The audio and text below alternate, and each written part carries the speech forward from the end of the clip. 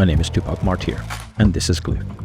Real stories from names you may not know, or whose work you've probably seen, heard, or read without realizing it. We dig into how they got here, the twists, the detours, and what's driving them now. Today, I'm in conversation with Gio Staiano. I like the idea of probably being able to travel. I had an uncle that was traveling a lot.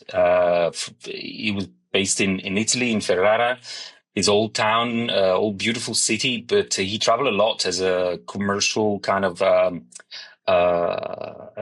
working for the Chamber of Commerce. And so he would travel to Japan and China, to places in the 80s where not many people had the opportunity to.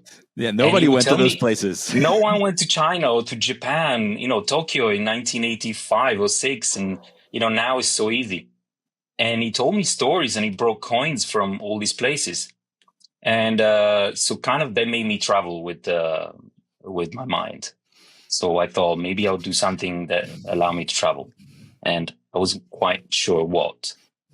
So now, just as a sense of it, you're Napoletano, so you're from Naples. Yeah. So it's not like you were living in London and you're thinking, oh yeah, I'm going to travel the world. I wasn't in Singapore, or my family didn't, somehow work traveling the world, and so, I was based in a small village. So for reference, I was in the smallest village in the Amalfi Coast, one of the smallest village, with probably less than 1,000 people.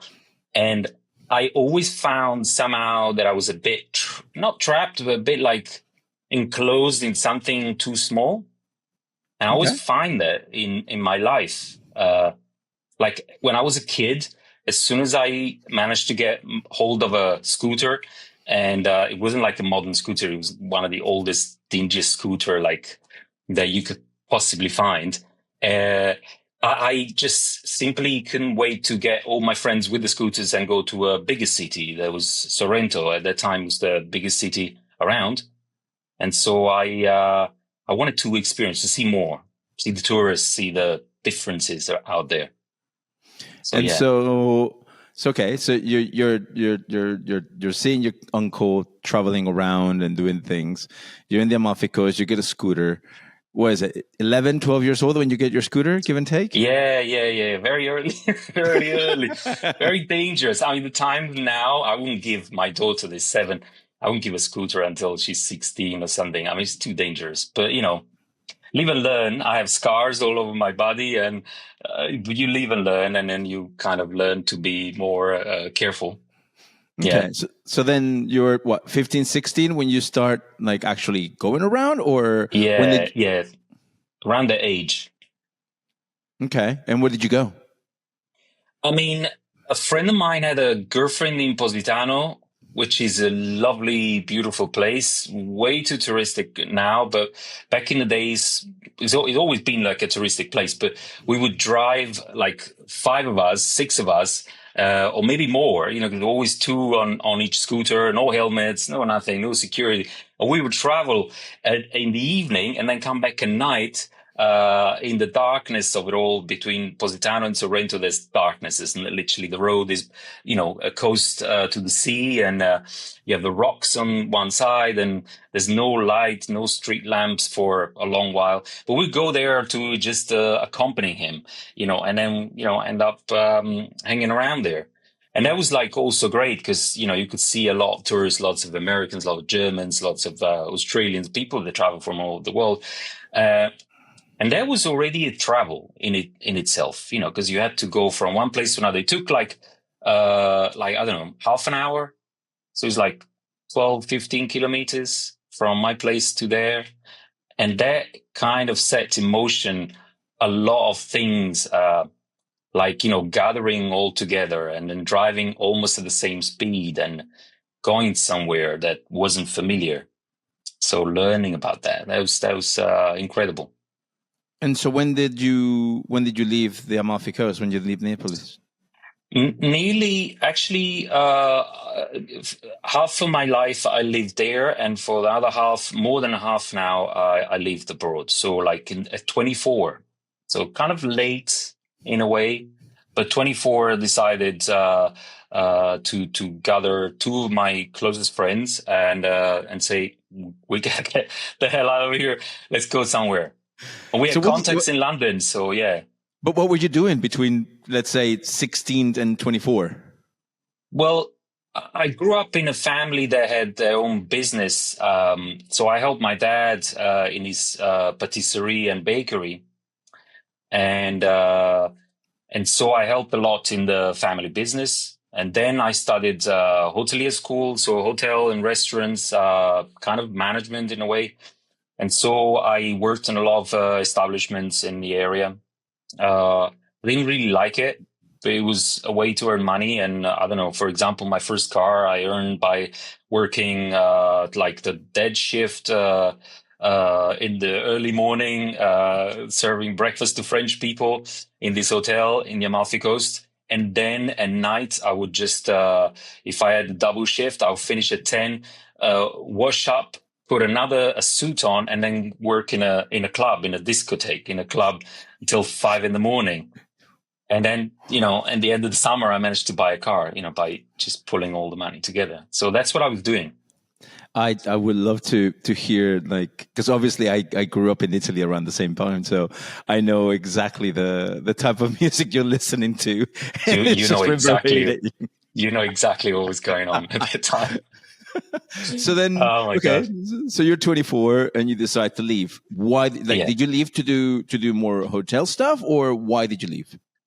Well, that's a good question, and actually, it's a two question, and it's very good that you ask, because that kind of brings back also memory about why. I mean, the idea of getting a car was because I had a girlfriend at the time, and from my village, like 180 steps from my house, she lived there, and so we were like very close.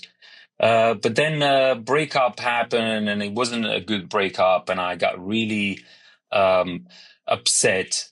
And so I thought, what happened in the same summer that we kind of broke up, my cousin that lived in Denmark for 6 months for it was an au pair, it was what's it called, like a student program, so an Erasmus. And she's an architect, and she studied architecture in Ferrara. She's the daughter, by the way, of the guy that brought me all the coins. And I said to her, I said, hey, bring some Danish and Swedish people, maybe some girls over. And she did. So she brought these 7 people in my mom's house, and they stayed in one of the apartments that we had downstairs. And so we had like a blissful week going to Capri and seeing the Amalfi Coast. And I got very close to these friends, these people. And this girl from Denmark told me, but why don't you travel with your girlfriend? Why don't you go places? If that's what you want to do. So you kind of understood that I wanted to do something else. And then what happened is that later on, a month and a half later, after these people left from my house, we kind of broke up with my girlfriend at the time. And so I was somehow, I feel that nothing happens just because. Everything somehow is connected at times, and you got to see it. And so at that time, a friend of mine just came from a long trip abroad on a cruise ship in a waiter, and he was tired, but he wanted to go back. And I said, hey, can we just leave this place? He said, okay, let's call another friend and let's see. Maybe we have a contact in London. And so we did. And then in a matter of like 2 months, we had a contract, a place to stay. And so we end up traveling together to London in 1999. The beauty of free travel into London without having to worry about it. Wow. Exactly. Feels like a long time ago. That's a long time ago. It feels like another life. Wow. Okay. Yeah. So then get to London. Especially 1999, 2000s, London was amazing. Mm. London was just incredible at that time. Yeah. Tupac, I thought it was just me and my friends thinking that. But then I realized that a lot of people even people that live there and they were based there all their life, they all thought the same. Like it was such a great moment. I think 97, 98, and then up to 2000 something. Such a great time. So yeah, I was happy to, I managed to see it. It was the turn of the century. It was all this hype. It was just an amazing time to be in London. I was only there for 6 months of that period, but okay. I remember coming back and just going, I need to go back. Like that kind of made my feeling of having, I need to go back really, really heavy.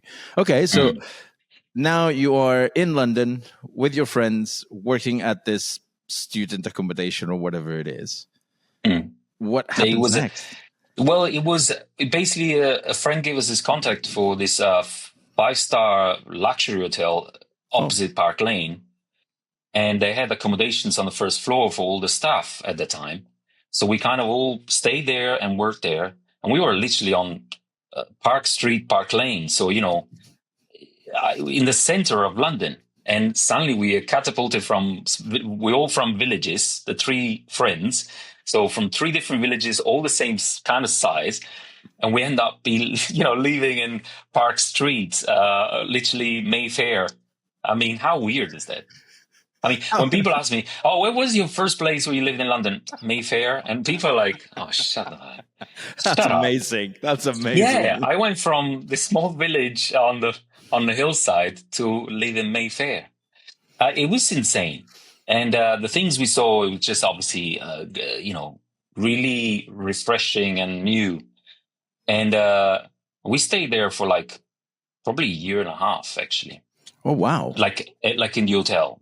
They left before me, but I managed to bond with other people that weren't Italians. And that was actually a good thing for my learning the language, because all I want is to learn English, because the language, really. And what do you think? It's such a weird feeling. I grew up in Mexico City, right? And so I grew up in a very specific style of life. And then I remember arriving to Italy in 1992, and how different it was for me. Wow. What was the thing that caught you? Like, I always have this really funny joke with my mom when I asked her one day, like, Mom, what's a Chinese million? And my mom was like, what are you on about? It's like, what's a Chinese million?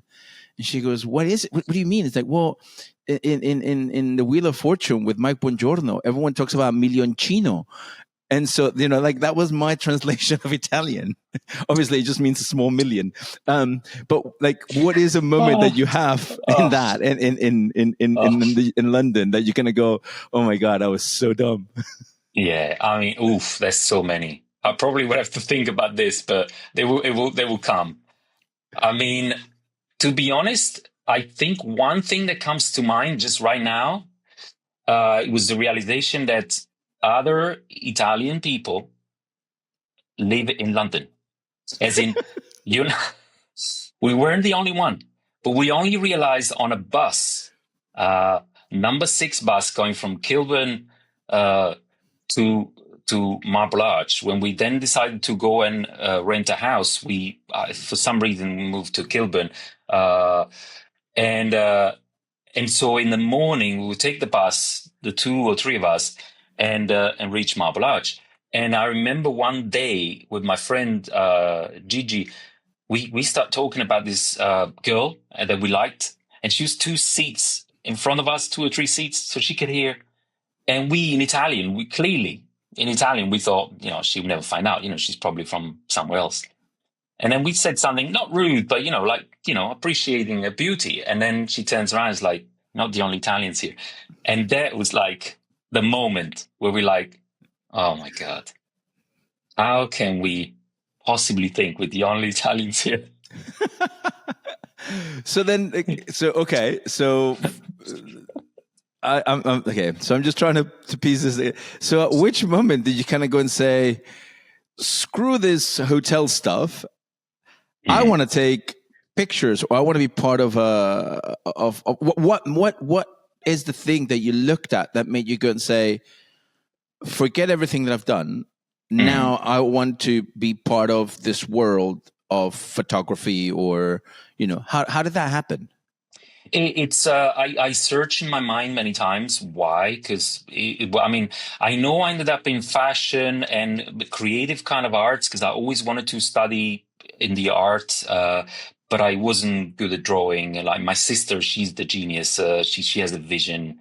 She took pictures with a small Olympus that became like the camera that Robert Frank has. Like she's got the vision. I never had that.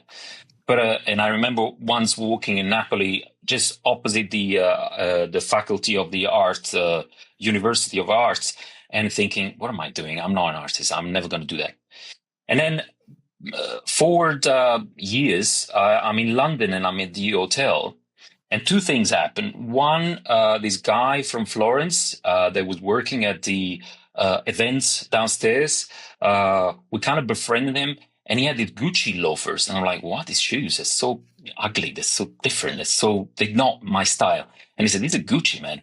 And I'm like, and I remember him saying, like something like, oh, you Italians, you all the same, right? We come here and all we do is just find a job and then keep it for life. In Italy, there's still a realization when you have the job that you can keep for life. And then you go on until you retire and you die sometimes, that's your job. And another, so that made me think, oh, okay, I'm in London. There's so much. He was saying, there's so much to do here. You could study anything. You could be anything. And no one really told me that. Now it's very common to say to a kid, you could be and you could do anything. But back then it was like, you come from that and that's your class and that's what you do. And another thing happened is like once a guy that was sitting with this lady and her husband at the restaurants where I was working in Mayfair. The Grosvenor House was the hotel where I worked in. It was like a very famous hotel, still standing. He left a piece of plastic thing, a magnifier, and I didn't know what that was, but it looked kind of something specific for a specific job. So the day after they came for tea again, and I was on a shift when they arrived, and I said, I think you left this thing, and he said, I said, what is it? And the guy said, well, I'm a photographer, and the lady next to me, she's a friend. She works for Traveler Condé Nast. And I'm like, oh my God, I love this magazine. We give it for free here in the hall and people can read it. And there's all these travels and pictures of travels. And anyway, what is this thing? Is that this is a loop and you use it for enlarging basically a negative or positive of a photo. And you could see the details of what's the best photo and to pick. And I said, oh, so you photographer? He said, yeah, that's, this is the magazine. Look, I'm carrying it because it's just been printed and the cover is my photo. I'm like, oh my God, you do that? And up until that time, the only time I thought about photography was when we had big events with like the ex-president of Italy. They would come for a night, a soiree at the hotel. And these two Sicilian photographers all dressed in black, they were taking pictures. And I'm like, oh, the lucky bastards. I need to carry plates. And they're there mingling and having even a sip of champagne. And I'm like, oh, the life of some people. How do you do that? But then when I met this guy, I'm like, oh my God, he does that for a living. He's, I think he was from either Mexico or somewhere like really a tropic place. And there was this beautiful lounge chair on a pool with a martini glass and some cocktail resting on the arm of the chair. I still remember it because for me, it's just a moment. And then a pool, sea view and palm trees. And I'm like, he was there. He said, yeah, that was my drink. And I sat there, I'm like, that is possible? He said, look, keep the loop. And I hope, one day if that's what you want to do, you can do it. And, that is kind of a realization of the moment where I'm like, okay, maybe it can be done. And then I start searching for schools or colleges where I could study photography or something related to it. So that was the moment, really. Wow. Do you still have it? Yeah, somewhere in a box, but I know it's there. And sometimes whenever, because I moved from many times in London and many times from London then to Italy and then now in Denmark where I'm based. So it's in a box somewhere in Italy, but I know it's there.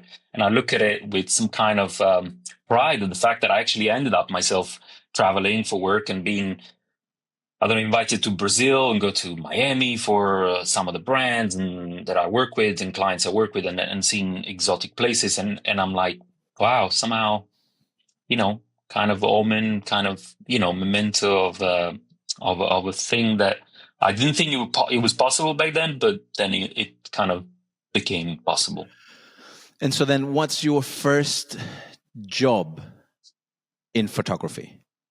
Like, were you making some people's coffee? Were you just like holding something so that someone could, you know, get a bounce light? Like, what was your first? Yeah, first I mean, that's like, so I assisted a lot of people, as in photography assistant. So I thought that was the logic way to do it because, I mean, I studied at LCC, it's now LCC, it was LCP in Elephant and Castle, and it was a brilliant college and gave me a lot of opportunities.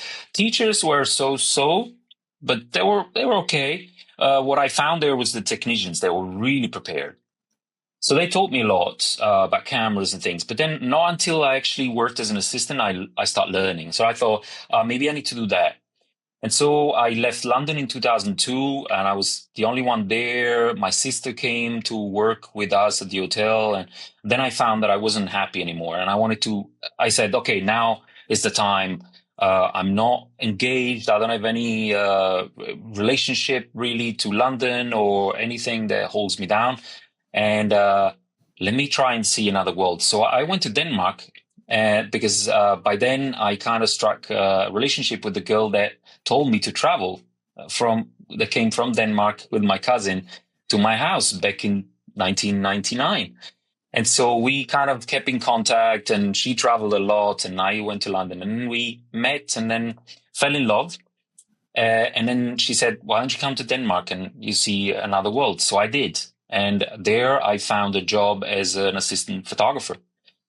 But the guy that had the studio, immense studio, he didn't need an assistant. He had assistants. And I said, well, I come for free, like just to learn. And, you know, I have a job and I was making pizzas and pastas because the only job I could find to make money in Denmark was that, in a place that I still love and I go to visit because they became my friends. But then I decided, okay, I'm going to study Danish and then I'm going to buy a cheap bike and bike in the morning after college to his studio and wait there. And so I waited there. And in the morning, he lived in the studio. He built his own flat inside the huge studio. And in the morning, wake up and go out and find the paper. And then he see me waiting there for like 10, 15 minutes on the steps of his studio outside. Whether it was snowy or cold, didn't matter. And I was hanging out there, maybe having a cigarette and then wait. And then he would kind of say, okay, come in. And said, okay, let's start making coffee. And then, I don't know, I'll wait until we probably wake up. You know, he offered me a cup of coffee. He would smoke his pipe. I would smoke my cigarette, have a coffee in silence. And he read his paper and I said, okay, let's go and do some work. And he became my friend and we're still good friends. And after 20 something years. And he told me so much of the industry. He's a commercial photographer. But he told me a lot of how to everything. So that was the beginning, really. And I mean, because this happens to everybody, right? What is the first time that someone asked you? Because I'll never forget this. I was at the Opera House, and the lighting designer asked me to go and ask the technicians to turn on Las Diablas, right? And I have no idea what a Diabla is, but here I am going to ask, to turn on the Diablas. And they could have turned on a bloody Parkan for all I care about, and I would have known anything about it. I would know no different. What was the first thing that you had that you like? Someone asked you for something, and you just like, burrito? The burrito moment. Oh my God, man. I had so many because it's a job where you got to learn the technical aspects, like in your job, right? There's so many technical names for everything. Like I had to learn everything. Luckily, this guy knew English very well, because otherwise in Danish, I wouldn't have been able, even though I studied Danish. But he, like, for example, he would ask me to take something specific, and the name is so specific. And I would just come back, and luckily I realized there I'm not completely dumb, as in, like, I could figure out something. But the first time we were on a shoot with a model, I think, and he asked me to turn on the lights, and I'm looking at these lights, and I have to plug in a cable, and I don't know that you need to put the cable on the battery and then turn on the flash. So I keep pressing on, and it doesn't turn on, and I keep pressing, and I'm sweating. Like, shit, I'm going to do this now. He's going to definitely find out I'm dumb. And I couldn't turn it on. And then he came and was like, that's how you do it. And I was like, oh God, all right. Totally embarrassed, but now, like, it's fine. Nowadays, you don't even turn on the light, man. Don't lie. Now you get somebody like me to turn on your lights. I still get people that know. It's better to use assistants, because you don't know so many times. Oh God. Oh. Okay. Thank God I have you as a light designer, because I'm telling you, yeah. So then you assist this man for how long? How long did you stay there? Around 2 years, and then I decided that nothing hold me back in Denmark anymore. I broke up again with this girl, and then one more time broke up, and kind of heartbroken, and nothing hold me down there. So I decided to go to Italy. Didn't work out. I had to live in something bigger. And so I went back to London, and then I looked for work there. And so I worked 2 years in Denmark in the studio, and then I found a job in a studio in London with a fantastic artist and photographer and stylist. And I learned so much from her. Still friends as well with her. Whenever I'm in London, I go visit, because, I left a piece of my heart there in this studio house. And there I learned so much as well on many aspects of, like, fashion. We do a lot of fashion shoots and still lives, and so a lot of that. But so this is what, 2006? This is 2004, yeah. Early 2004 up until end of 2007. So like 4 years been in the studio. And at that time I didn't shoot for anyone, really. I did like odd jobs sometimes, shooting, but mainly assisting. Okay. Yeah. So you're just basically that's an interesting one, right? Where you just basically watching people work and learning from people working, rather than actually shooting yourself directly. Like, and did you get it? Were you eager to shoot yourself, or were you like, not yet? I probably was not yet. Like, when I go back and see the pictures I took, they were very innocent. But yet I see that there was a vision, as in, like, I can see a trajectory from that time to now, and then now rediscovery through a personal project that I've been working on and I'm finishing. And so I see a trajectory there, but I wasn't scared, but, it was, we were doing big shoots with allowing myself as well to learn about so many different kind of lightings, from Kinoflow to HMIs to flash and reflection, mirror ball, just to create a little shine. I mean, so many ways. And we hired a studio as well as a location for people to shoot. So I would see shoots from the BBC or Warner Brothers Party or other photographers like Corinne Day that discovered Kate Moss. I worked with her for 2 days, helping her. So, like, I learned a lot also from other people. And I was like, okay, let me see how people do things, like how they move, how they interact, and then also the mistakes, because that teaches you a lot. The mistakes of other people can teach you not to make those mistakes, so kind of rectify a little bit. So yeah, I was doing a lot of that. And what was the decision to leave that studio and find the next thing?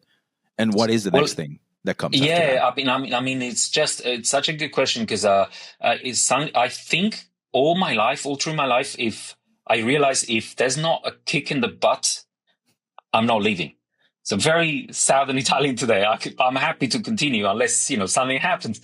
And I got a kick in the butt in a way that was unimaginable. I mean, I found myself doing a job in Paris and meeting some friends in 2007. I was still assisting the studio, but then someone said, "Can you come to Paris during Fashion Week?" So I found a friend of the studio, and we're all talking about, wow, we're doing this shoot in India. So we're all going, and I'm like, yeah, that's going to be amazing. We're going to travel to India for a month with the studio photographer, and we're going to see so many amazing things. So I was hyped up, and then I traveled back to London, and so excited that this shoot was taking place for a big hair brand. So it was like, major models and big long time work. And then I realized that I wasn't supposed to travel to India. So the other people were going, but I was supposed to stay at the studio because I was the trusted person. I had all the keys. I knew everything and everyone. And I knew I was trusted with not just the studio, but the house, the cats that the woman owned. And I was trusted with everything. So she knew that I could be trusted with anything. So she was living for a month, and, there was no one else. There wasn't any guardian.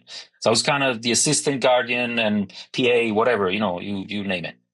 But that, made me feel good that I was having this responsibility. But at the same time, I felt like really kind of heartbroken because I was like, wow, this could have been a great opportunity, And then I ended up going to bring some negatives to develop in a studio in a lab in Soho, when Soho had plenty of lab and music producers and all of that. And Poland Street, there was this lab, and Tony, the lab manager, told me, "Gio, you have no fucking idea. You're so lucky not to be in India right now. Everything has been impounded. They didn't fill the proper papers. So they're impounding cameras, film, the work they've done. You have no idea. They've been for 7 days blocked in God knows where. And so you're so lucky to be here in London. Mate, please don't." Because I said, I feel a bit heartbroken. It's like, you have no idea. You're so wow. lucky. Yeah, because obviously that's 2006, 2007, where communication is still very, very, very small. Yeah. Very small. There was no WhatsApp. There was no, FaceTime, all that. So I then realized, all right, fine. I just and my friend then actually told me, he's like, "Mate, we spent like a week kind of not knowing if we're going to jail, in the heat of India. It was very hot at that time, especially of the year. So you're like, you really, wow, save yourself." Yeah. And so what does that kick do to you then? It kicked me because then in the end, I was happy that I didn't travel, but I was unhappy of the fact that I wasn't chosen, because it felt like I wasn't trusted with assisting and being responsible for myself in another country. But obviously there were people, I knew in the end there were people that were better than me at that. They had more experience and more traveled, and I wasn't. So in the end, I kind of backtracked over the years, and but at that time I had a breakout with the person and the studio, and I said, "Look, I'm not happy," and so whilst I was in the studio, I had a conversation with a reportage photographer from Italy that a friend of mine put me in contact with from Rome. And I wanted to try and see if I could be a war photographer. I studied all the Magnum photographers, Magnum, the agency from Paris, and I know everything about their life, and reportage and street photography for me is a big thing, and I still do it. And so I thought, let me see if I can do reportage or work photography or things like that, rather than the fashion industry. And so this guy said, "Look, I'm going to Uganda this time of the year in October 2007. If you want, we can meet there, and then I could accompany you, and you can come accompany me, and you could shoot alongside my stories." And so I did, okay. And so I left the studio, and then saved some money. My wife helped me so much, because she had a full-time job, and I kind of didn't. She helped me. She put out the money, and I basically went on this journey for 3 weeks, 4 weeks to Uganda, Central Africa. It's insane. But that was the realization. That was like the first time, like kind of really shooting and doing stuff that I didn't know what was happening, but it kind of, felt liberating as well. That's ridiculous. And then you come back from Uganda and you go, you know what? War is really, really, really not as bad. I'm going to go into fashion. Like, is that the way you look at it? I mean, yes. In the back of my mind, I think I always think like, what if, but not what if as like kind of a regret not to go anyway. But a dear friend of mine that passed away this year told me back in the day when I found my girlfriend and now wife, for 20 more years, he said, look, just be careful because you did this trip in Uganda and now you want to have a serious relationship. If you want to be a reportage photographer, war photographer, you know better than me that means that you need to be kind of traveling abroad and in dangerous places.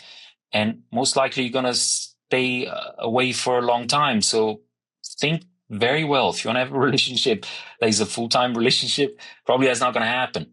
And I knew then at that time, my girlfriend, and now is my wife, told me, if you go, this is not going to continue. And somehow, I mean, I'm happy. I have a kid with my wife, Lena, and I'm very, very happy. But in the back of my mind, I'm like, oh, maybe I could have tried a list, a bit more. But then I ended up doing fashion. Yeah, exactly. Not as much traveling, but you do disappear for 2 months out of the year. For 2 months at a time, yeah. And it's still resembling war at some time. So. Yeah, I would say so. Yeah. Based on how those pits are, I would say, it's not as it's pretty bad. So, did you? Because obviously, I know that you don't go and shoot photography in fashion right away, right? You kind of took that middle step that it's quite an interesting one. Yeah. I mean, the middle step was like kind of a moment where I really didn't know. And I thought, I really love the work of some of the masters, UK or French masters of photography that travel and do this. But obviously that takes budget and commitment in a way that, you got to just do that and you need to finance yourself and it's very hard.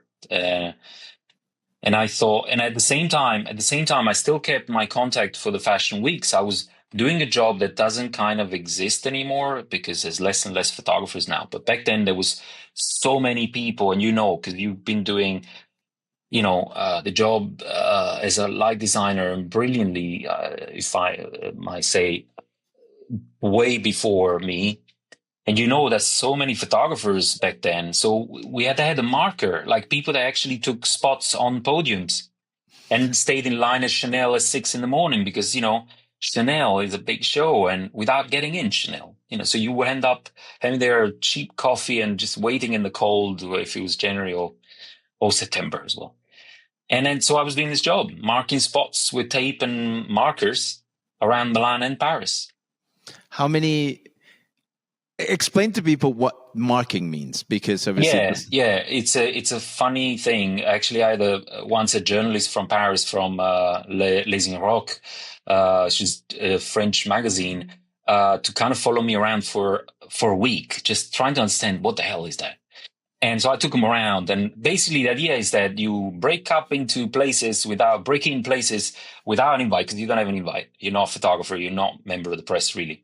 And we had only one lanyard with a press card to say that we were assisting a magazine. Really, we didn't have an invite, so we had to go early into places and then bring some gaffer tape of different colors and different markers, Uniposcas, a knife, cutter knife, and pens. And of course, it wasn't digital at that time. So I had a map of Milan, a map, an A to Z of London, because I started doing London, an A to Z of Paris, with all kind of location mapped up. And we were going to places, like say Dior. They had a tent, or Valentino, they had a tent in the Tuileries Garden in Paris. You would have to go there as soon as the security would switch in the morning at 7:25. You would have to storm the place, basically, quietly, and then go into the podium and start ripping the plastic off with a knife and then marking with tape and pens on the newly set beautiful white or yellow carpet. And then mark the name of the photographer of the publication. And then cover it all up so that the production wouldn't, kick you They out. get mad at you. Yeah. I mean, it's And they did. Oh God, I mean, God knows. The stories is they fill the book. So it is. It's insane how I remember the first time that I saw somebody come in and marking. I was like, what is? And they were marking for like 9 magazines.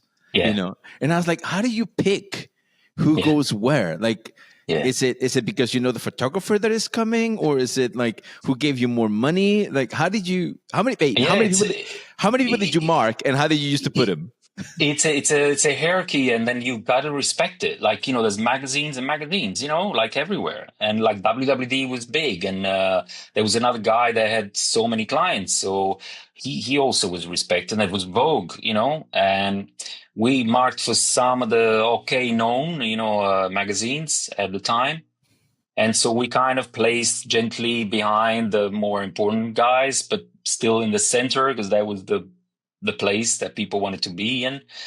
And that was it, but you had to learn so much and so fast about the name of the designers, the name of the brands, where they show, so all of that. And so I had so many notes. Like, if somebody found my bag with my different A to Z's maps with paper and notes, they would think I was like some kind of freako, wanting to bomb places, because there was so many notes in red and think, don't go there at this time, go there this time, do that. Oh, this is the manager of that production company. Oh, that's the light designer, so be nice to that guy, or be nice to that guy. I remember the amount of times that I would go in my way to a show, and I would meet the markers at the coffee shop because they were waiting for me. Asking me if I could let them in, like come in with me. And the thing about it is, obviously, you become friends with the photographers, but also with the markers, to the point that there's a moment where I remember talking to a couple of girls who were marking at the time, and asking them who you're shooting with, like who's shooting, like who you're marking, because you actually start learning. Oh, he's a lefty, so he wants to be on this side. He was a righty, and he's shooting accessories, and he's going to be shooting hair, and he's shooting bags, and he's shooting shoes. And you're like, no, don't mark him there, mark him over there, because that's where I put a light to the, it becomes, I don't know if it exists. Like you say, it doesn't exist anymore. I have no idea. I mean, I guess, there's a lot less photographers, so it's not. There's still less, and there are still some of my friends I kind of, they became my friends, and they're still doing it in Paris and Milan. So there's still obviously a lot of people. And actually nowadays, there's a lot of people that back in the days, they would call them tourists. There's people that not necessarily from a publication, but they just want to go and photograph a show. They maybe get an invite, but obviously they don't know. They call them tourists not because they just they're mean. Photographers are not mean. They just know that there's only so much time to take those photos, and clients want those photos. And if you're there just once, I'm not saying it's less important, but obviously it's less vital. And so a position means a lot compared to another position. Like 5 centimeters to the left, it's like you might as well be outside in terms of photography and the lens that is used. The longer the lens, the more you need to be in the center if you need the center spot, or. And so that's why you need the markers. I mean, those girls I trained together with my friend, the girls that you met, because we ended up obviously then training more people because we needed help. And at one point, my friend that trained me, he left. He became a videographer, and now is a successful photographer for Vogue, shooting shows. But he left, and I was suddenly alone.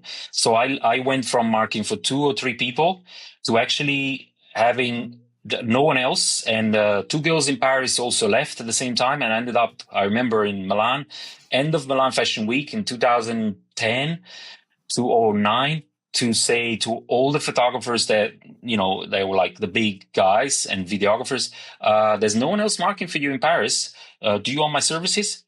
Oh, really? Yeah, I do. How about you? Yeah. Okay. Let's talk about prices later. So I ended up with 13, 14 clients. So I kind Wow. of I took the whole freaking business, and suddenly I had to find people in Paris. So I found 2 guys, and we're still friends with one of them, and very good friend. And we took it from there. So in Paris, we were left just us marking for everyone. It was insane. That was insane. Insane. Insane. Wow. I mean, that's when I met you. You know, when you were marking. Exactly. Yeah. At that period. There was, like, for example, that show I remember very well. I ended up marking for also photographers that photograph for the house, meaning photographers that photograph not just for their magazine on that day, but also for the designer. And the show we met in was a McQueen show, right? If I remember correctly. And that photographer worked for McQueen for years. And now he's retired in 86, but he did for so many years. And so I had the access through him to mark not only for him and help him that day, but also for the other people behind. So he didn't have time, obviously, to say, let's put some tape down. So he would let me in. And that happened with other photographers. And they would say, please come in with me at that time, let me outside and help me mark and make sure that everybody's got a spot. So you always treat your colleagues, nicely. So Chris would say, come at this time and this time. I'm going to be outside with my other photographers. Let's go in. And then you help me at McQueen to mark for everyone else and for me. And for me, obviously, as someone who came in, quite, I would say, late into the fashion world, I always found it fascinating. Like, it's the biggest Tetris of humans that can ever exist. Like, yes. Everybody's just a wall, or it used to be a wall of people. Like, I remember like a Moschino show or, that it was just like so many of you. And I don't know if you remember, I did an entire collection on one season where before every single show, I took a picture of everybody in the pit before every single one of my shows. And it was when I was doing like 12 shows in London and 7 shows in Milan. And it literally is a wall of people. Yeah. How is it inside? How is it inside for people? Like, it's very, I was lucky because when I then was asked to shoot for a magazine that doesn't exist anymore, but back then I was lucky because I shot from underneath the pits. So I wasn't in the middle. But sometimes there wasn't spots at the front, in front of the video camera, so quite low. We would sit on the ground. So we had to go at the back. And those times, I literally remember almost all of them. Frightening. You can't move. If you don't have a spot, tragic, because you end up wherever, and the pictures are not the same. Again, 1 or 2 centimeters or 5, you're out. Like you're not in the line of the model. And but you can't move. You literally try not to breathe too much. You try to hold the same position, and you better go to the toilet well before, because sometimes you let in 2 minutes before the show. Most of the time, an hour before or 40 minutes before, and then you wait. And then there's the delay because the shows never start on time, and the big one never on time. So you end up waiting for like an hour and a half. And sometimes you got to stand for an hour and a half with your camera, your lens, computer. In my case, I had to send pictures live, and all your stuff is underneath on the case. Sometimes you stand. And I remember one time I didn't have a spot at Dolce & Gabbana, which they still show in the beautiful location in Milan. And Dolce & Gabbana, it's a theater, not much space, loads of photographers. I didn't have a spot in front of the video camera. And I'm like, how am I going to do this? So I'm now last. Everybody's running. Photographers run for one reason, because they need to get a spot. And not everybody can afford €100 a day to pay for their spots all over the city.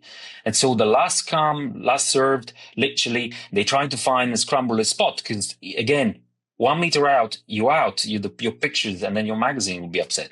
So everybody's trying to get in. And then this guy, he always decided not to rush. He would know that at Dolce & Gabbana, he would always do the same. He would put one big fly case, and then another one, and then another one, and now sound like DJ Khaled, and then another one.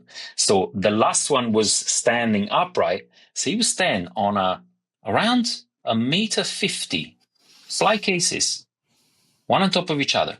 And I said, no, I'm not coming there. I said, mate, if you need to shoot this, and this is for your magazine and the New York Times, you got to do this. There's no other way. Come, I'll help you. And so I had to find fly cases of people that didn't need them and go up 140, 150, shoulder to him on a monopod, long lens, computer on the shoulder in a bag, in a carry bag, and try not to move and not breathe. And at one point, as I don't know, it's like something like 200 models at Dolce & Gabbana. It's never ending. They come 2x2, 3x3, left, right, center. You need to shoot details, whatever.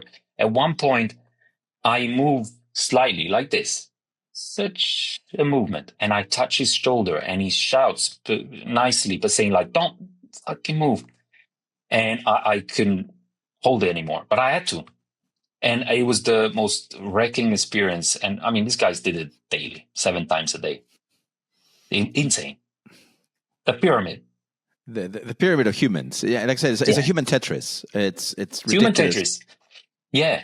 I was lucky. I always loved Tetris from childhood and still do. And when I was marking, it was about fitting the various cases. Everybody's got a different case, a different size, and different photographer from photographer. You need to know exactly who shoots where. Like you said before, a guy he's short, he likes to shoot in the front, but on the side. And so you got to mix and match the cases so that they fit.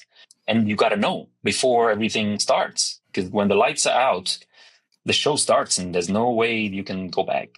You're going to get someone yelling uncross your legs. Yeah, exactly. I love that. People uncross your legs. It's very people important. Uncross your legs. That is so important. So important.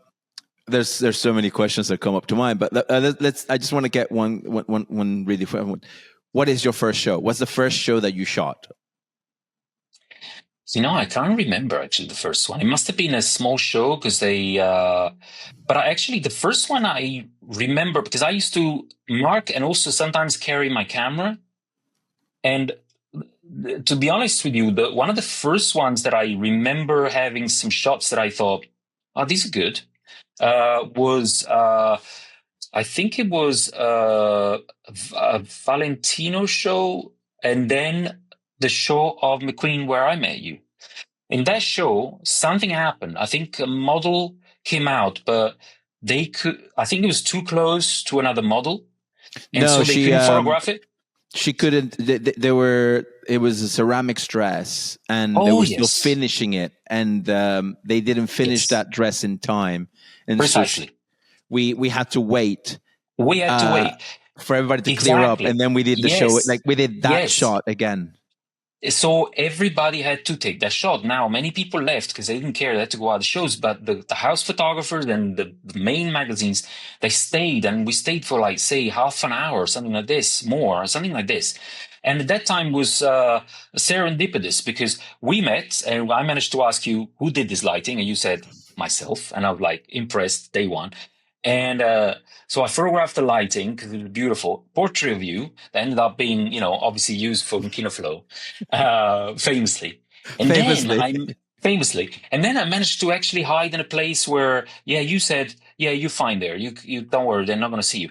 And so I managed to say, okay, my job is done. I'm here. It's the last show of the day or something like this. And so I can take some pictures. And actually I went backstage because I had the all access bracelet, which, let's not forget that's really good. So I managed to see obviously the designers, then interviews and photograph the models and then photograph that dress coming out a few times.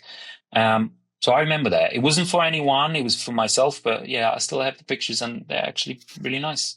That dress, it was fitted on her when she was backstage. Like basically they had all the pieces of ceramics and that's why it couldn't come out because they didn't have time to finish the whole thing. And the poor girl, I remember she was like in that dress for like 3 hours, 4 hours. Oh, wow. It was ridiculous. Oh, wow. Yeah.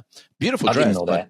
Yeah, it was beautiful. I didn't know that. That was, oh my God. Yeah, but, oh wow. It brings so many memories, obviously. Yes. Love to McQueen.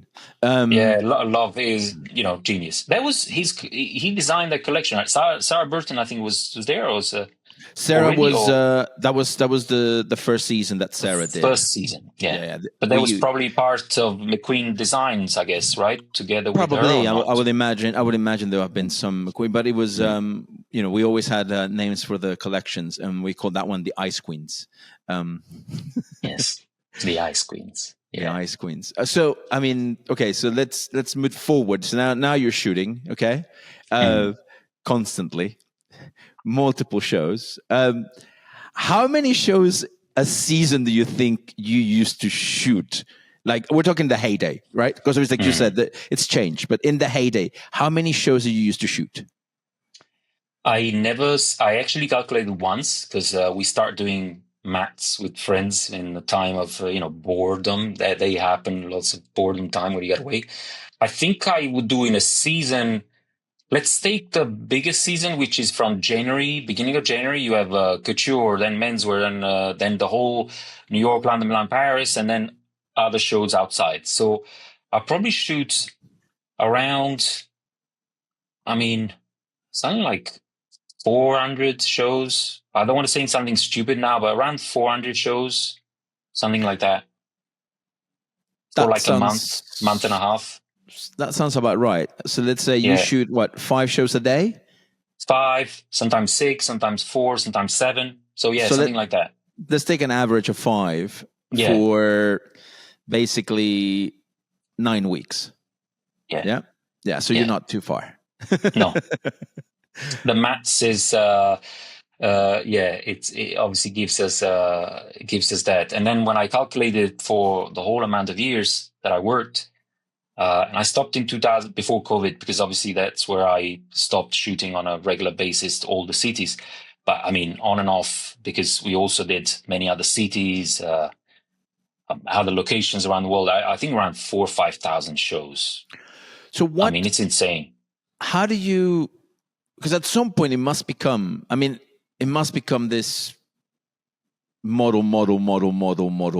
Like, do you even realize, I'm in a different show? Or do you go, right, I've seen that model now 4 times throughout the day. And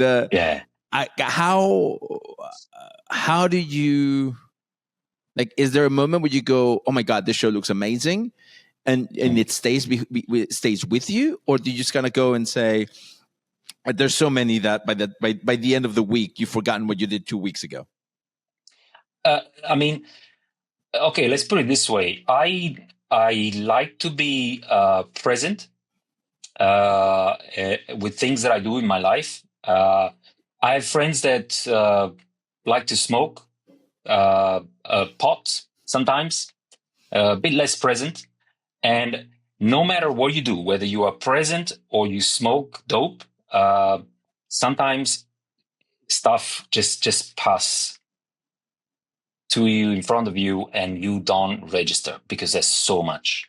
And it's hard to focus in that way of what you see. Also, not everything is so interesting after you start doing it, every day for a month.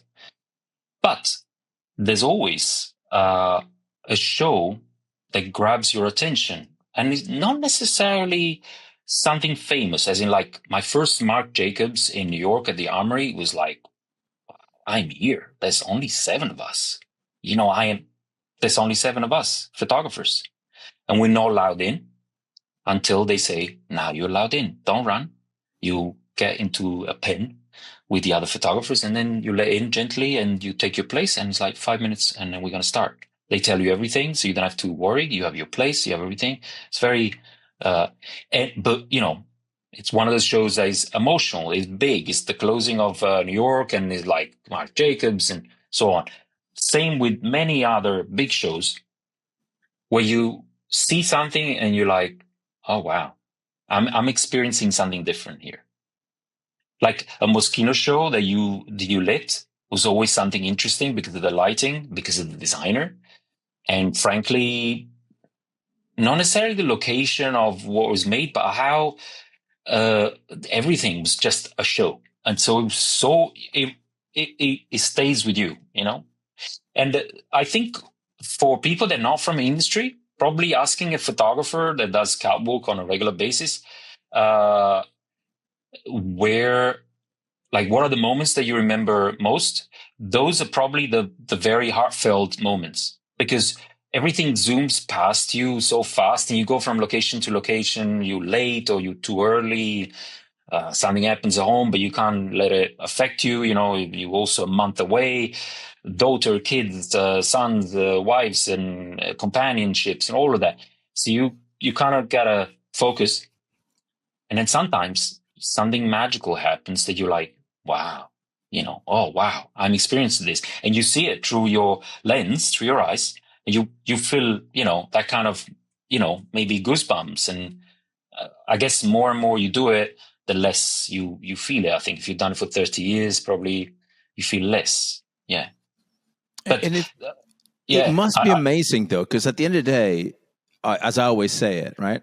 All of my work is done for the designer, yes, and for the clothes, because they are the most important thing. But at the end of the day, it's all done for you guys, right? It's so that your picture is perfect. You're the only one that says that, and I always said that, and I maintain it's one of the nicest things to hear. I said it before when we just met, and I keep saying until ever. And this is amazing because not many others say that, like designers. And I spoke to many. I met so many around the world, and they probably don't feel that way, or then they don't realize it. But actually, that's the truth, because in the end, the designer has worked maybe with his team or her team for months, maybe years, realizing a thought that suddenly becomes clothing, and then casting and all that. So there's a lot of energy of multiple people. But that moment, you're so taken by everything that happens around you, and you don't realize. And then when you see the photos or the video, then you're like, even the designers are like, oh, wow. They reflect upon that. If the photo is not lit, that the model is not lit properly for the photographers, then even for them, it's a dissatisfactory kind of product, So it's just, I like when you say that, because it's actually true. So obviously we've known each other for a long time. I know a lot of the work that you're doing. You're taking pictures, blah, blah. And then there's a moment that I want to talk about, right? Which obviously you still don't have a bloody website for it. But talk to me about vibes. Where does that come from? Because the reality of it is, I can assure anybody listening to this that you were the first person to take those types of pictures. There was nobody in the shows doing what you started doing there. Yeah, I always felt, I never really felt I should have started photographing the shows. When I accepted, it was because obviously I accepted the money, the travel, the possibility to photograph for a magazine, and then ended up collaborating and being a contributor to the New York Times since 2016. So all of that, amazing. But I always wanted to do something different. And that goes back to, again, as we said before, going forward and back. And that I love that. Backtracking a second, when I went to Uganda, I wanted to do war photography. I wanted to do reportage. I studied that. And I studied also the fashion photographers, but the reportage, the moment, capturing the moment, for me was vital. And the vibes was something that came to me because it was a realization that there's so many moments out there that are photographed, celebrity photographs, photographed, and famous people coming to a show, the clothes, and the designer and all that. There's so many other moments that are kind of, I don't know, they're unseen. They're not spoken of. They're not shown. And I always felt, okay, that's a moment that could be, I don't know, it gives you a vibration. It gives you some kind of feeling of what's happening around, behind the scene, outside. And so I started taking pictures of this. And I remember really pushing the owner of the magazine at that time, say, look, we got to publish these pictures. He's like, no, we don't need them. Like, but please look at them. And he's like, oh, God, please. let me have my champagne free at this Fendi event. And I'm like, just please, whilst you have your champagne, can you have a look at my pictures on my iPhone? And he saw the picture and he's like, oh, these are good. And I'm like, I'm telling you, since like for 3 months. He's like, okay, let's publish them. What do you want to call them? I said, Vibes. And he's like, Vibes. I'm like, yeah, they're vibes. They're not backstage. They're not catwalk. They're not celebrity. They're vibes. You know, there's like a moment. And then they came through. And to be honest with you, I never stopped photographing vibes. And I still do. And I ended up discovering that I have a project in 2020 during the COVID started, the pandemic. I start looking at my archive, and I actually have potentially a book or an exhibition coming, and I want to release them into the world. And it's a collection of images that are taken around what I was doing, and I was focused and awake. I wanted to do something different, and I did it. So that was it. And one day, I'll do the website, and I'll put a note that you gave me the incipit, the idea.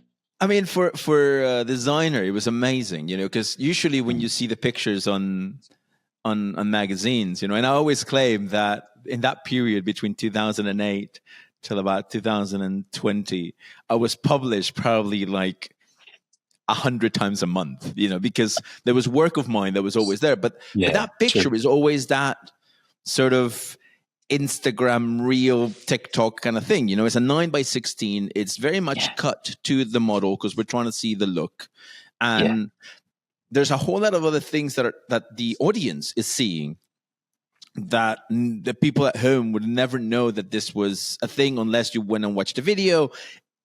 But even then, it's a little bit of a different story.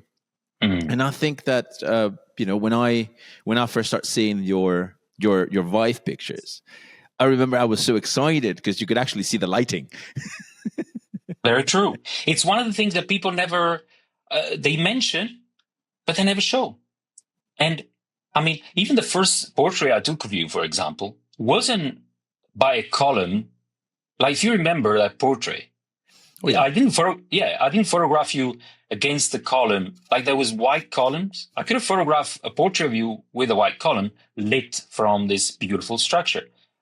But I thought to myself, again, kind of tell a story as a reportage, incorporate the product that this genius has designed, or, you know, kind of somehow came out of his brain.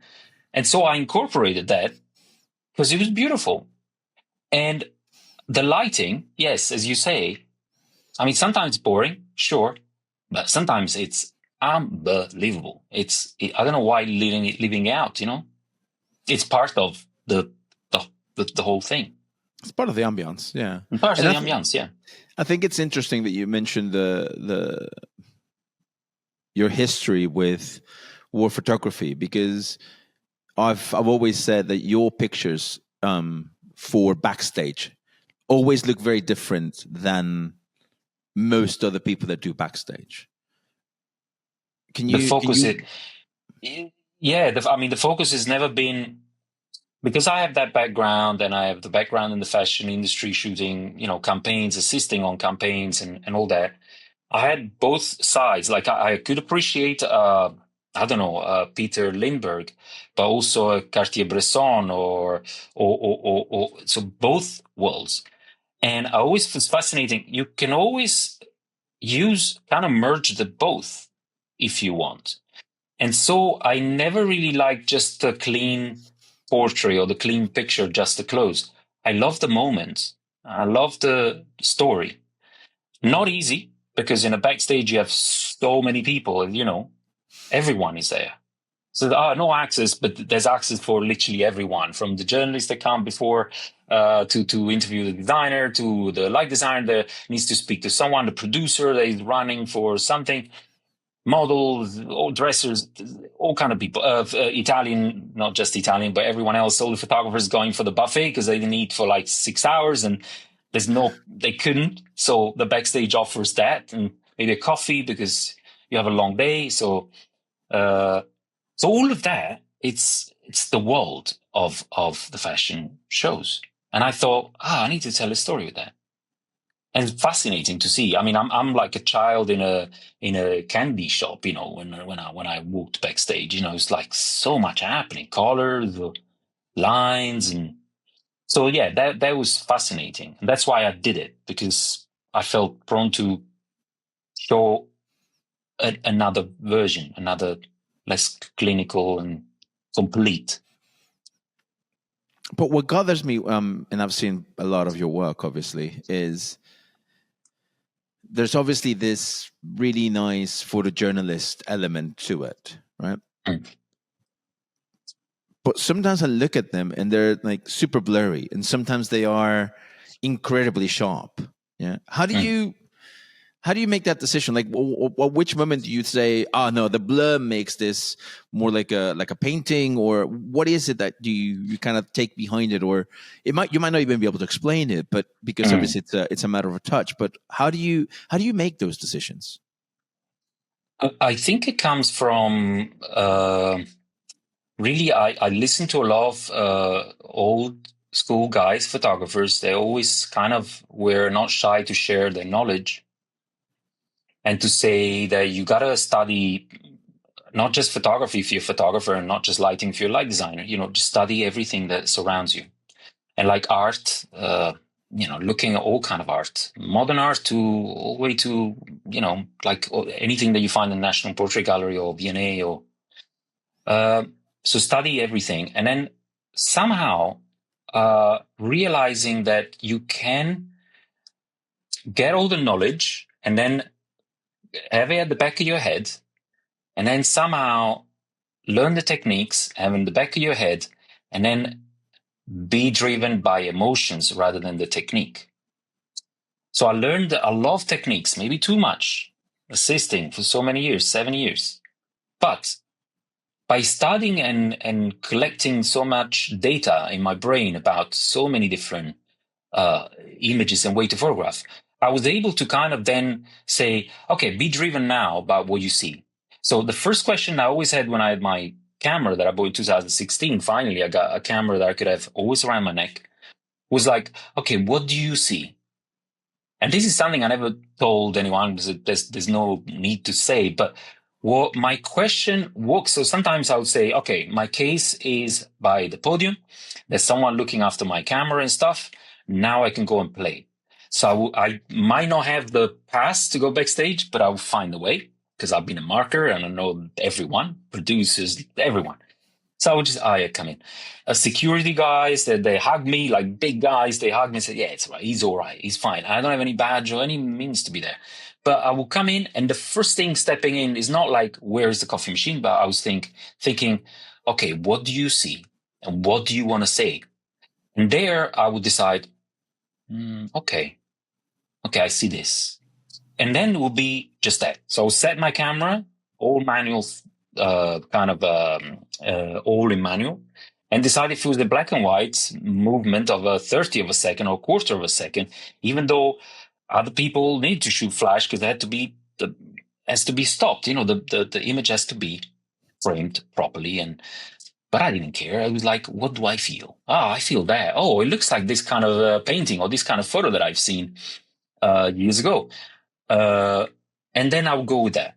Sometimes I would carry a flash and I wouldn't use it. And sometimes I would carry a LED light. I remember I bought this little cheap LED light with 30 LED when LED was like expensive still and bulky and batteries. And I would carry it in my pocket and I pull it out one day and 3 photographers looked and it's like, oh, what is that? I'm like, LED? It's like, can you do? Yeah, you can do anything, man. But it's not sharp. I'm like, I don't care. I just need a fill, just a bit of fill. And then I shoot high ISO and I don't care if it's grainy. And I will create something unique, different for me. So really taken by emotion rather than having the image that had to be, And of course, sometimes when you're assigned by a client, then they give you an assignment that you have to do what they expect, But I was lucky to. Yeah. It's different. It's a different thing, Like it's the same as if you, for example, you're given an assignment to light something that you wanna. That they need your input, and then you like, I feel like that the light should be like this. And same in my case as a photographer, sometimes I've been lucky to work commercially for a client and say, "We like your vision. Just do your thing." I didn't care if it was well lit or sharp or if you had flash or not, and like you do your thing. That was beautiful. What this is always a contentious topic, and it's white balance and color.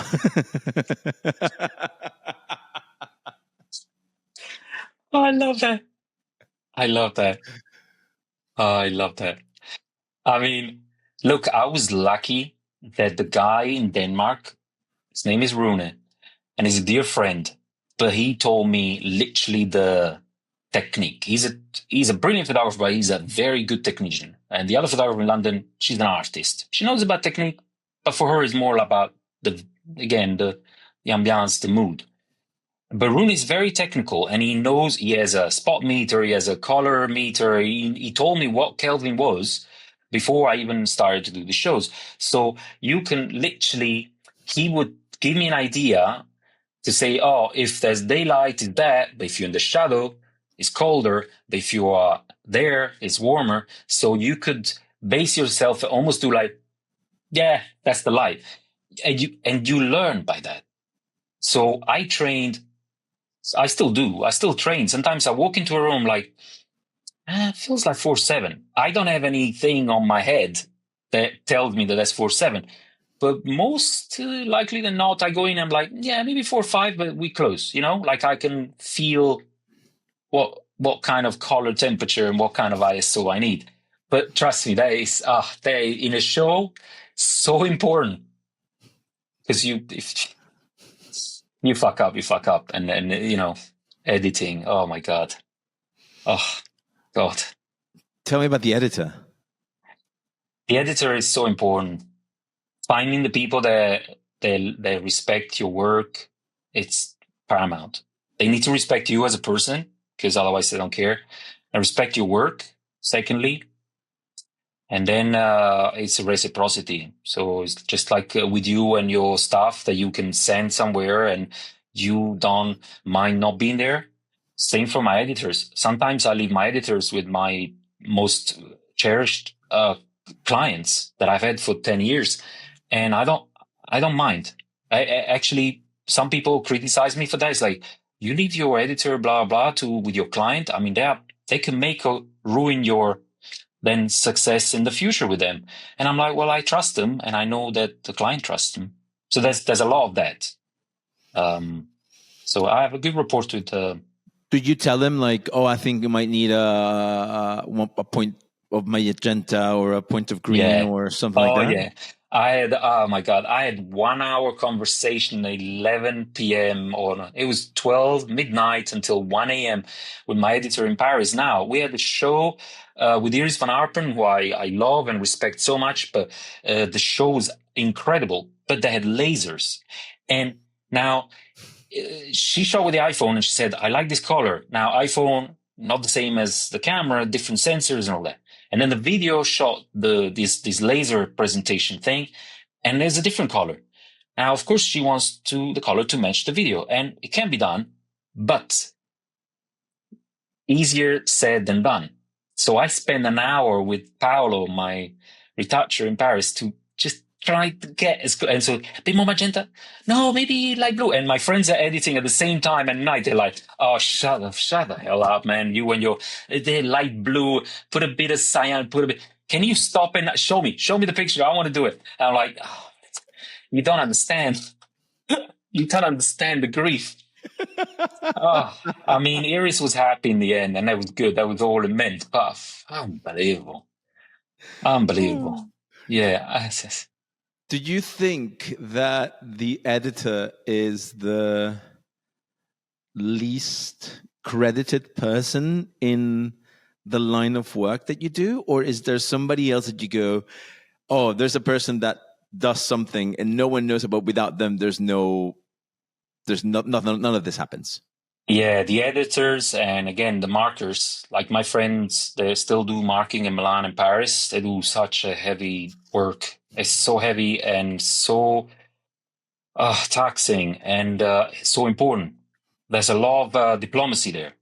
And the editor, diplomacy, of course, the skills, that's okay. The skills they need to have.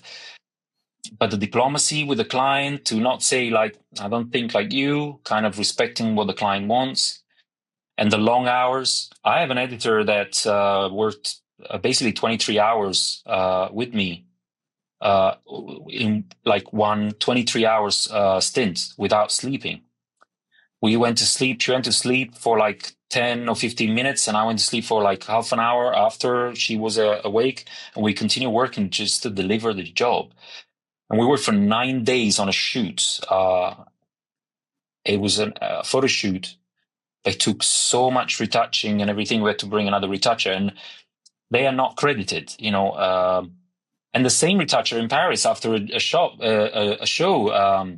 We had a drink, just celebrate. I said, thank you so much for your work. And I said, you know, she said, no one really ever credits me. But I'm not the one that posts pictures on Instagram of other photographers, including you, saying I worked on this. Some people do.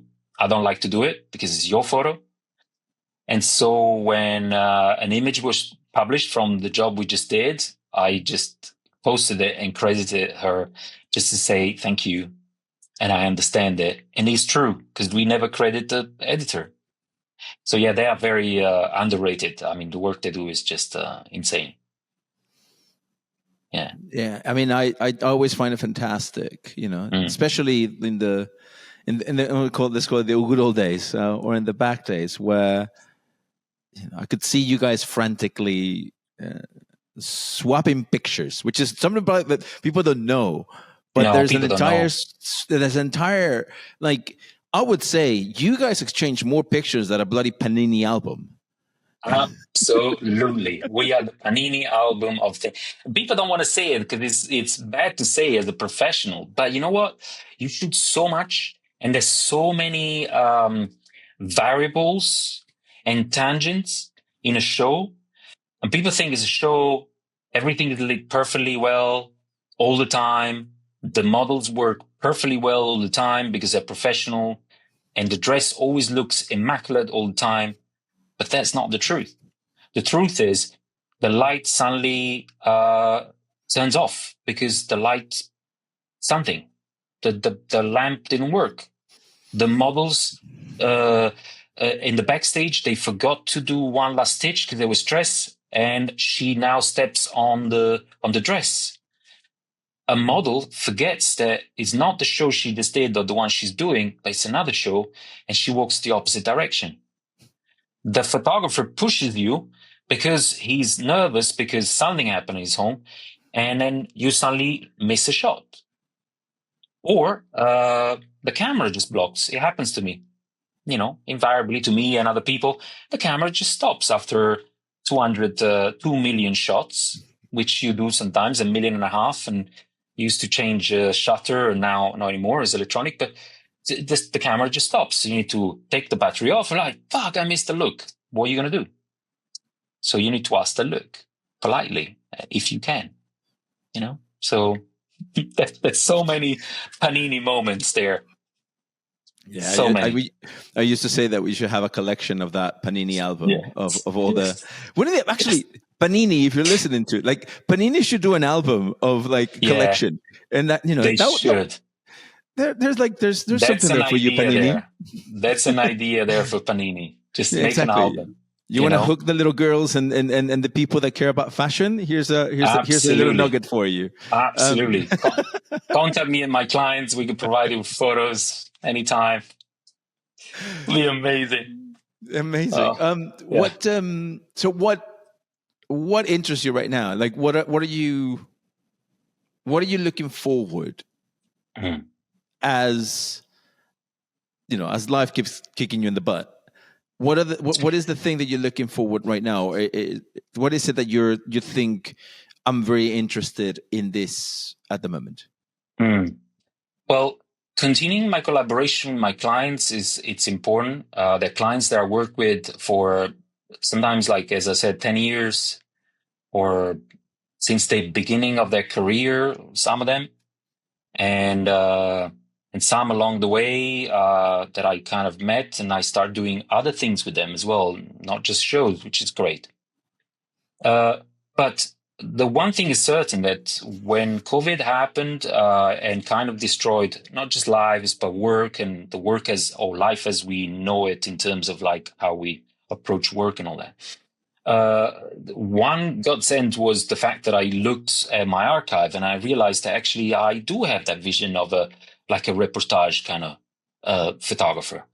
So I went back into the archive, find this project, and I realized actually it was a good thing that I got kicked in the butt again and stopped working regularly on fashion shows. You know, like I'm not going anymore to 300 shows a year or 500 or 5,000. I'm doing the few that I do with my clients. So in the rest of the time, I start realizing, okay, I need to work more on what really gives me more pleasure than just shooting only the catwalk, but just all the rest. And the rest is basically the photography that I like to do, as well as the shows, but it's basically the reportage.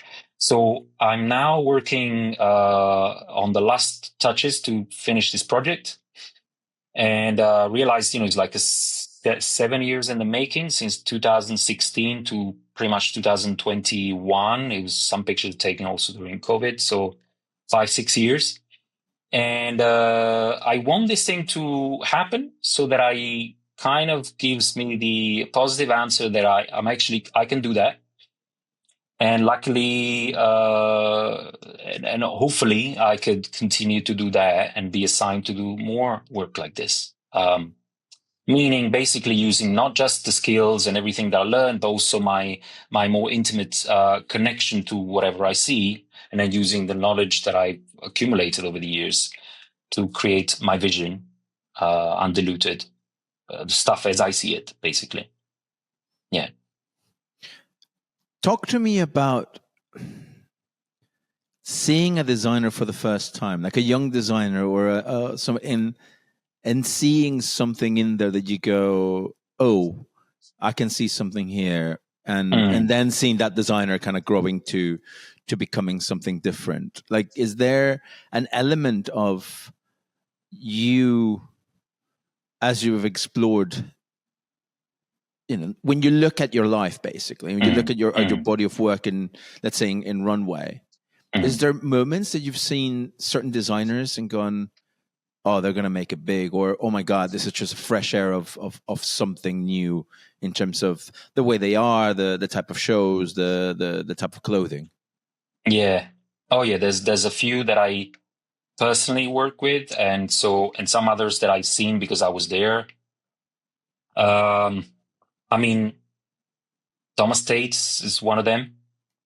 I worked with him, and he kind of introduced me to him and his team. And I mean, seeing what he was doing completely out of this world, really, compared to what I was seeing.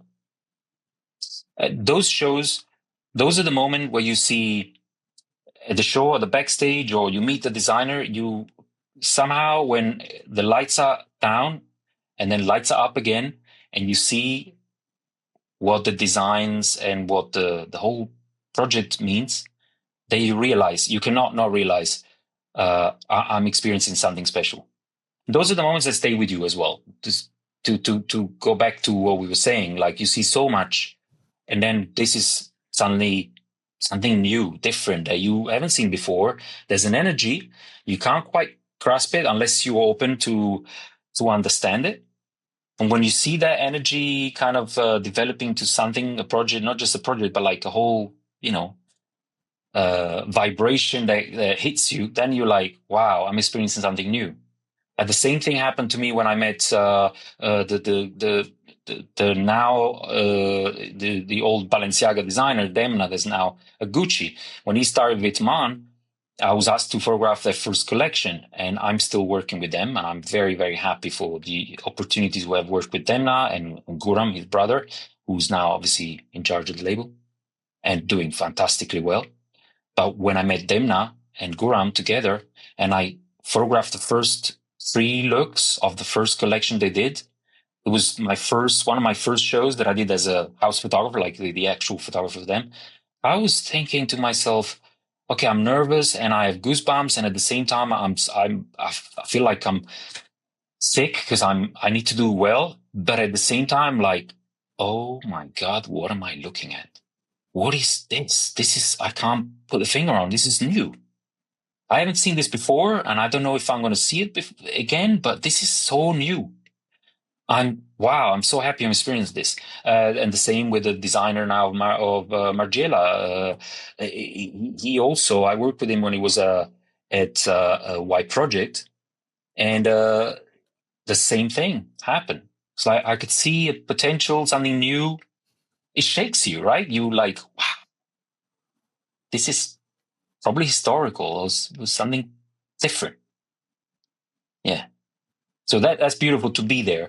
There in those moments, I swear there's very few people that don't, even us photographers that we see so much, they actually don't kind of for a second think, okay, that's I've done so much in 20, 30 years of my career, but this is something different. This is different. This will stay with me. Thanks again to Gio for the conversation. If you'd like to dive deeper, head to our Substack, glyph-podcast, for show notes, links, and extras. You can also follow us on Instagram and TikTok at glyph-podcast. If you'd like to see a video of this conversation, head over to our YouTube channel. My name is Tupac Martyr. See you next time.